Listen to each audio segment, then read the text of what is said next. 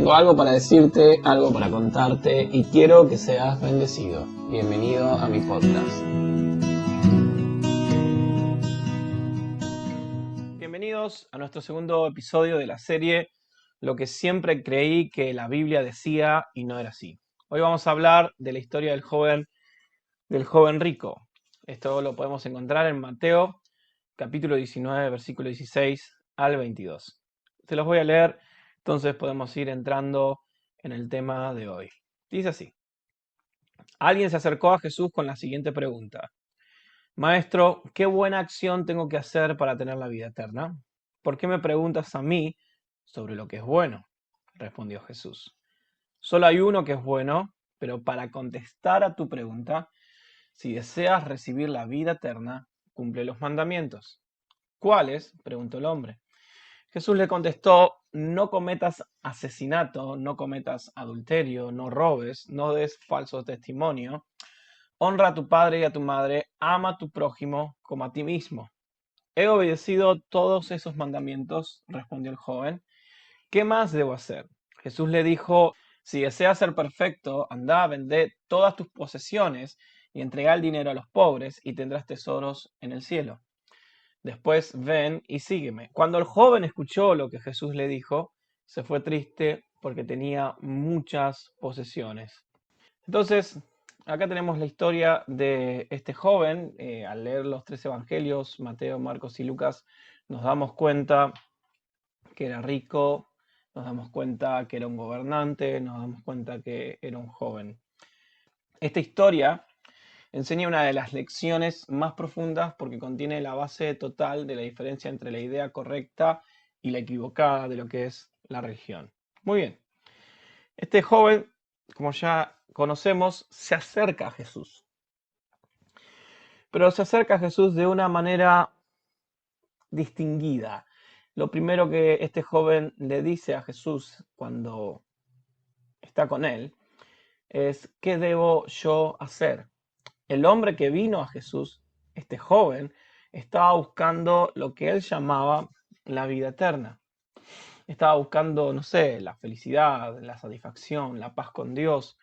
Pero su gran error, cuando empieza a hablar con Jesús, fue su pregunta: ¿qué debo yo hacer? Él estaba pensando en términos de obras. Era como los fariseos, que solo pensaban en términos de reglas y normas, y estaba pensando en engrosar su crédito con Dios cumpliendo las obras de la ley. Y está claro que no sabía nada de una religión de gracia.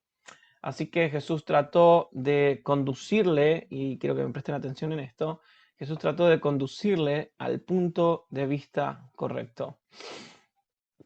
Siempre Jesús nos va a dirigir a lo importante de la charla. Nosotros venimos con un pensamiento, nosotros nos acercamos a Él de una manera, pero cuando te acercas a Jesús, te enfrentás con la realidad y con lo que realmente tengo que hacer. Pero este joven se acercó a Jesús pensando que tenía que hacer algo. ¿Y cuántas veces nosotros, cuando nos acercamos a Jesús, pensamos que tenemos que hacer algo? Pensamos que es nuestra responsabilidad hacer algo. Pensamos que tenemos que engrosar todo nuestro crédito cumpliendo obras de la ley para con Dios. Pero realmente nos vamos a dar cuenta que no es la manera de acercarme a Jesús. Porque Jesús le contesta en los propios términos de este joven. En el versículo 18 y 19 hay dos cosas importantes acá acerca de los mandamientos que Jesús eligió citar. Estos eran todos de la segunda parte, los que tratan no de nuestro deber para con Dios, sino de nuestro deber para con los hombres. Son los mandamientos que gobiernan nuestras relaciones personales y nuestra actitud para con nuestros semejantes. Y al pensar en la respuesta de Jesús, nos damos cuenta que el Evangelio era muy diferente a lo que este joven pensaba. El Evangelio se trata de relacionarse. Jesús le preguntaba a este joven cuál era su actitud para con sus semejantes y para con sus padres. Es decir, cómo eran sus relaciones personales. El cristianismo no consiste en cumplir los mandamientos. sino en entregarse perfectamente a Cristo y amar sin limitaciones. Tal vez la respuesta que esperaba el joven era, bueno, Jesús, ¿qué más tengo que hacer? Y esa respuesta era qué más tenía que cumplir o qué más tenía que hacer. ¿No? Él esperaba hacer algo. Pero realmente la respuesta de Jesús le empezó a cambiar eh, o a dirigir correctamente la mirada. Y a veces nosotros esperamos una respuesta de Jesús de qué tengo que hacer, ¿no? Y lo que menos pensamos es que Jesús desea que te rindas por completo. Jesús desea que te entregues por completo. Jesús desea que mueras para que puedas tener una nueva vida en Jesús, la vida de Dios. ¿Por qué? Porque en el versículo 21 de esto que leímos recién, y vemos la respuesta del joven, fue que él había cumplido esos mandamientos, ¿sí? Pero sin embargo, había todavía algo que él sabía que debía tener y no tenía. Algo le estaba faltando. Y cuando basamos nuestra vida cristiana ya en una forma de una religión fría, en una forma de cumplir leyes, normas, de mandamientos, y tal vez lo apropiamos para nuestra vida y vivimos de una manera sacrificial todo, Jesús no es lo que tenía pensado para nosotros, porque este joven quería vivir de esa manera. Pero cuando vos te empecinás en vivir de esta manera, siempre te va a faltar algo. Siempre va a haber algo que te esté faltando. Entonces, cuando Jesús le dijo a este joven que vendiera todo y que se lo diera a los pobres y que lo siguiera, eh, retumbó en su mente y en su corazón, porque el joven rico pretendía haber cumplido la ley, lo que Jesús le dijo. Tal vez la cumplió en un sentido legalista, ¿no? Podría haber sido cierto en ese sentido, pero en el sentido espiritual no lo era, porque su actitud hacia sus semejantes era errónea. Vivía una vida totalmente legalista, pero nunca se entregó todo, solo cumplía normas. Y Jesús quiere que vos te entregues, porque cuando vivís tu vida cristiana con el fin de cumplir nada más, te vas a sentir insatisfecho. Tal vez estamos acostumbrados a cumplir reglas y normas, no sé, en tu trabajo, en la vida cotidiana, y lo transferís a tu vida cristiana, pero realmente no es así. Este rico, si realmente él cumplía los mandamientos que decía que le estaba haciendo, no iba a tener problema con vender todo lo que tenía y dárselo a los pobres. Él tenía en su mente la idea de prioridades, de primero esto, segundo esto, bueno, ¿qué más tengo que hacer? Y hay un párrafo de un libro que leí hace unos años, un par de años, que al leer esta historia del joven rico con Jesús se me vino automáticamente a la mente, y realmente impactó mi vida y fue mucha bendición para mí. Así que se los recomiendo. El libro se llama La Cabaña y es solo una charla que tenía el actor principal con Jesús. Entonces la charla consistía de esta manera y voy a solamente leerles lo que Jesús les decía a este actor principal, a Mackenzie. Jesús le dijo, el problema de vivir con prioridades es que todo se ve como una jerarquía, una pirámide, y si pones a Dios en la cima, ¿qué significa eso en realidad? ¿Y cuánto es suficiente? ¿Cuánto tiempo me das antes de que puedas seguir con el resto del día la parte que te interesa mucho más? Yo no deseo una parte de ti y una parte de tu vida. Lo quiero todo de ti y cada parte de ti y de tu día. Jesús quería todo del joven. Jesús no quería que él cumpliera normas. Jesús no quería que lo ponga en una escalafón de prioridades y que lo coloque ahí en su en su columna de actividades, sino que lo que Jesús quería era que Él sea el centro de todo, donde toda su vida y toda nuestra vida se relacione con Él y toda nuestra vida se mueva con el Espíritu Santo, con el Espíritu de Dios. Pero no lo podía entender así y a veces nosotros no lo podemos entender. Y siempre estamos viviendo como que algo nos falta. Cuando realmente Jesús y el Evangelio, lo que Él predicaba, se basaba en un cambio de estado, en un cambio de reinado, en una conversión, en un cambio de vida. Porque este joven se acerca a Jesús y lo primero que busca es tener la vida de Dios. O sea, le dice el joven, ¿qué debo yo hacer para tener la vida eterna? Y la vida eterna es la vida de Dios. Acá la palabra eterno no quiere decir lo que dura para siempre, sino lo que quiere decir es algo que corresponde a Dios o que pertenece a Dios, o es una característica de Dios. La gran característica de Dios es que Él de tal manera amó que dio, y en eso consiste la vida de Dios. De tal manera amó que dio. Entonces, la esencia de la vida eterna no es una observancia calculada cuidadosamente de los mandamientos y las reglas y las normas, sino que la vida de Dios se basa en una actitud de amor, en una actitud de generosidad sacrificial para con nuestros prójimos, el relacionarse. Por eso Jesús le cita la segunda parte de los mandamientos. Este joven tenía su idea de vida eterna de una forma legalista, pensando que él tenía que hacer algo para obtenerla primeramente, y él pensaba que ya estaba completo, que ya hacía todo, pero aún con ese pensamiento él sabía que algo le estaba faltando. Y Jesús lo está llevando a la mirada correcta de todo. Jesús le decía, no se basa en que cumplas o dejes de cumplir. Consiste en que vos te entregues por completo a mí. Consiste en que te des, en que mueras, para que vivas en mí.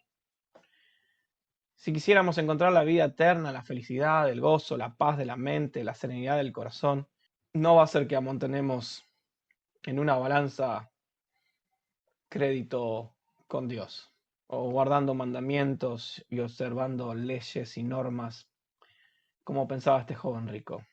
Me recuerdo unas palabras del profeta Isaías que decía, ellos de labios me alaban, me adoran, mas su corazón está lejos de mí. Y era característico de los fariseos, tenían todo en sus labios y eran sepulcros emblanquecidos. Y este joven pensaba de esta manera.